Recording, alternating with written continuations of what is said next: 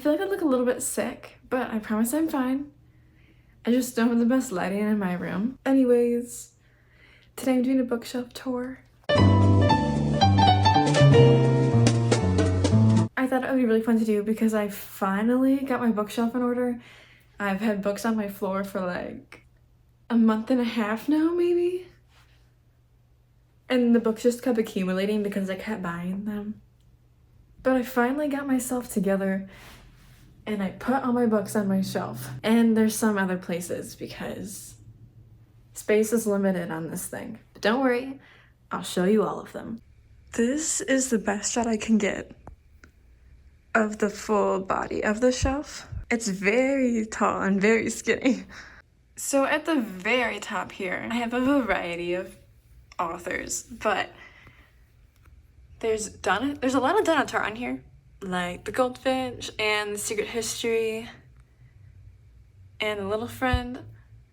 These books in general kind of give fall, but like neutral tones in their appearance. This is a poetry book I love. Mary Oliver is my favorite poet. She gives me hope in the future poetry, or I guess just poetry in general, because I've read some really bad poetry and it made me question if I even like poetry at all. This book I will be reading in November and I will be crying. So on this shelf, it's mostly just classics or like old books, if I can use that phrase. So I have some plays by Tennessee Williams, some Virginia Woolf, James Joyce, and some George Orwell. And if I'm being honest, I have not read a single book on this shelf. Okay, well, let me clarify. At least not on that top shelf. But this shelf is mostly just nonfiction and memoirs. I want to read Page Boy so bad. I haven't read that yet. I have read Three Little Words on here. It made me cry. I think it's so good and very, very inspiring. I also have The Body Keeps the Score because I have issues. And then there's some David Sedaris. So down here on the last visible shelf, I have contemporary books. And then there's a couple classics like The Picture Dorian Gray, which I really love. And then Fahrenheit 451, The Joy Luck Club, In Cold Blood, a few things like that. And then I have Sally Rooney, which is one of my favorite authors. If I had to pick a favorite, I think it's Beautiful World, Where Are You? That might be my favorite book I've ever read. Actually, I think it's so good. I've read The Dutch House. I've read all the Sally Rooneys. And I've read They're There, which is about Native Americans. I think it's such a good read. This one's a little more questionable, but I still think it's good. And then there's a few books in here I really want to read, like Less, which won a Pulitzer Prize, actually. And then I also really want to read Small Things Like These. It takes place around Christmas, and I think it's depressing. So it's probably gonna fit my mood. And then down here is this little door. Let's see. And there are a few shelves in here. So on the first shelf, I know I gotta say, this is really poorly organized. But some more contemporary books right here. The Da Vinci Code, which I know about because of Sean McComb. So I want to read that. I don't know if I'm gonna get to it anytime soon though. The Kite Runner I read in high school. It might have been my favorite book I read in high school. I honestly don't know. But it's up there. And then the sequel to that. This is a book I won on Goodreads giveaways, which is the same author of Bird Box, which I did not read, but I did watch. I thought it was interesting, but I won this in like March or something, and I never touched it. This is a book that shares stories about Alzheimer's disease. And then we have White Fragility, which I read portions of in some of my coursework for college, but I have not read the entirety of the book. Then on my second secret shelf, again, kind of a mess, but these are two random books. This is nonfiction. And then this book's called Damage. And I think it's about a man. He might have an affair. I'm not sure. But I remember it sounding juicy. I've tried to read this book like 3 times. So not going well for me. And then we've got some classics, Toni Morrison and Jane Austen, Hemingway, Faulkner, and oh my god, dare I say this guy's name? I was looking up the other day, what is it? Dostoevsky?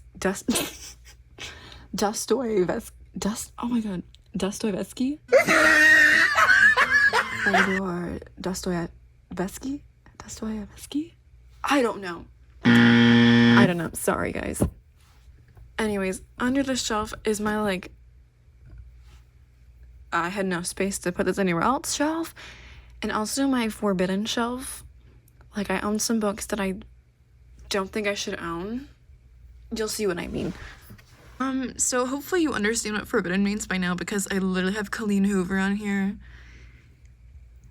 When I was like, I want to say 19, I asked for It Ends With Us for Christmas because I seen it on TikTok. And I tried to read it multiple times and thought it was insane and not in a good way. So I quit reading it every single time. I've DNF'd it at least 2 times. Maybe 3. I'm not a Colleen Hoover fan. I'm honestly a hater. So I was thinking I could do a video about books I think I will hate. And I will force myself to read Colleen Hoover, just to see what I really, really think. I also have Christina Lauren. I don't really read that kind of book. And Casey McQuiston, which I did read Red, White, and Royal Blue, and shamefully liked it. I think the movie's a lot better though. But I know it's not like very literary or necessarily very good, but I did like it a little bit. One Last Step, I could not do it. I was looking for lesbian books. I couldn't do it. I tried to read it so hard, and I just could not do it. It was just too bad.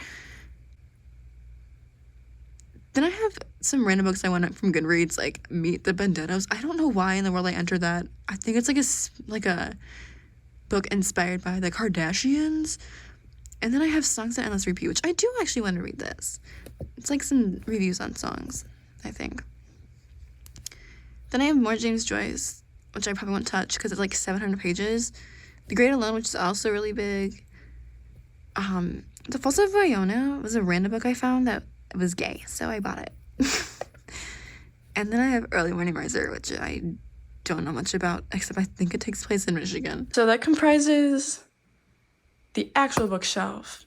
But this is my little reading corner. I think it's so cute.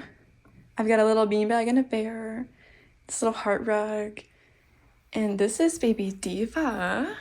I got her for $5 at Goodwill. Isn't that such a good deal? But she is reading some Edgar Allan Poe. She better let me know how it is. Because I have not read anything written by him.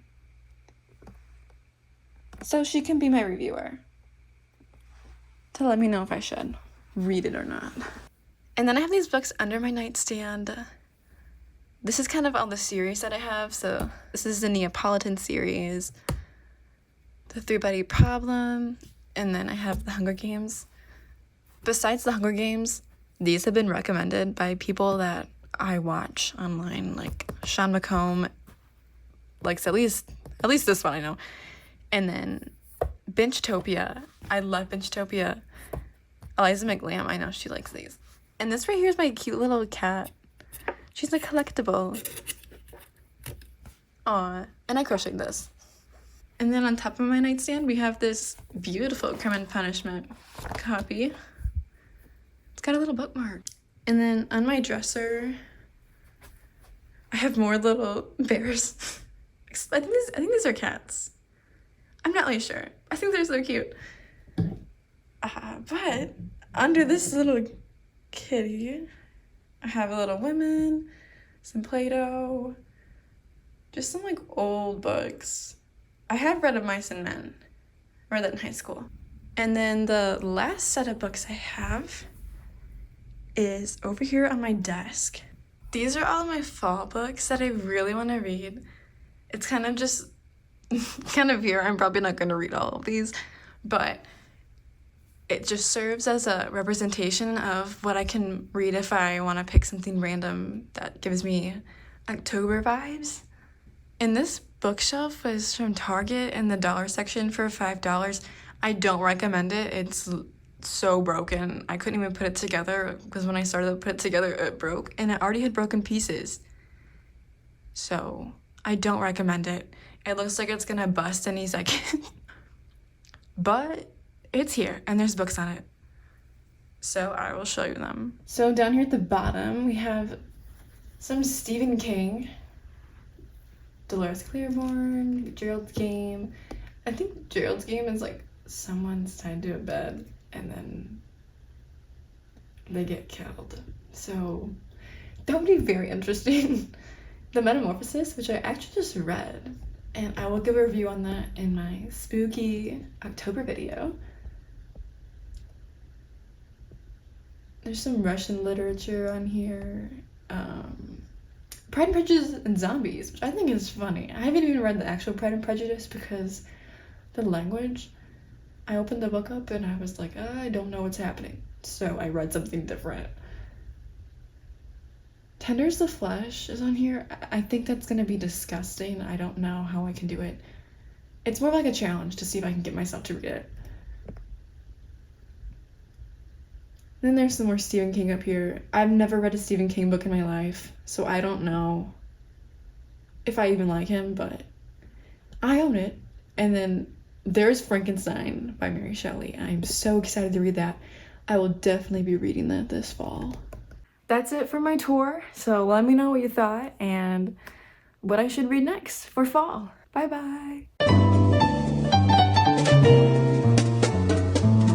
I guess that I'm showing all my books. I do have some piano books. I have not really used any of them. My friend just gave them to me a few weeks ago because she played piano as a kid. So there's some like childhood books like this one I have up here. Right now I'm playing Old MacDonald. I don't think I'm that good. But I'm working on it.